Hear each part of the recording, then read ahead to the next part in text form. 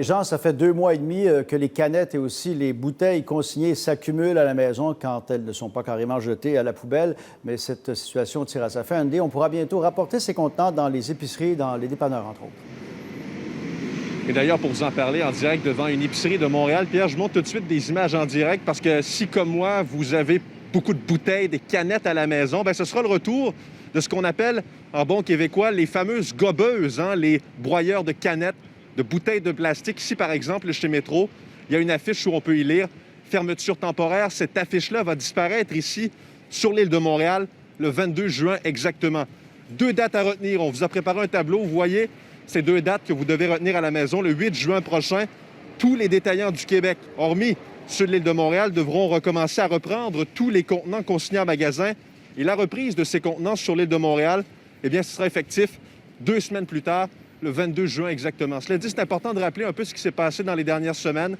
Le 11 mai, il y a eu entente entre Recyc Québec, les détaillants, les brasseurs pour organiser ce que l'on appelle des corvées. Donc, les gens pouvaient se déplacer dans des stationnements extérieurs, vu les circonstances exceptionnelles que l'on connaît avec la COVID-19. On privilégiait de faire ça à l'extérieur chez certains détaillants, mais ça n'a pas eu l'effet escompté. Et les brasseurs, ils étaient nombreux à craindre pour un ralentissement de leur production.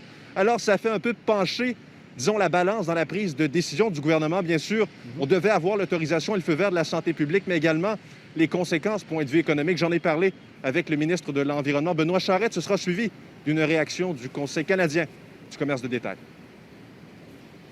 C'est toute la chaîne d'approvisionnement et de distribution de nos brasseurs qui était en péril aussi avec l'absence de récupération de consignes de façon efficace. Donc, on ne parle pas de pression indue, mais oui, ça nous a fait réfléchir et ça fait pencher la balance. Fait que déjà, tu sais, quand on va se retrouver à gérer une file d'attente dans une entrée de supermarché, puis qu'on va voir quelqu'un qui est installé à la gobeuse, puis qui va passer un sac de 200 canettes ou de 200 bouteilles, ben il va bloquer la circulation. Parce que si je fais le tour 2 mètres autour de lui, il n'y a plus personne qui circule.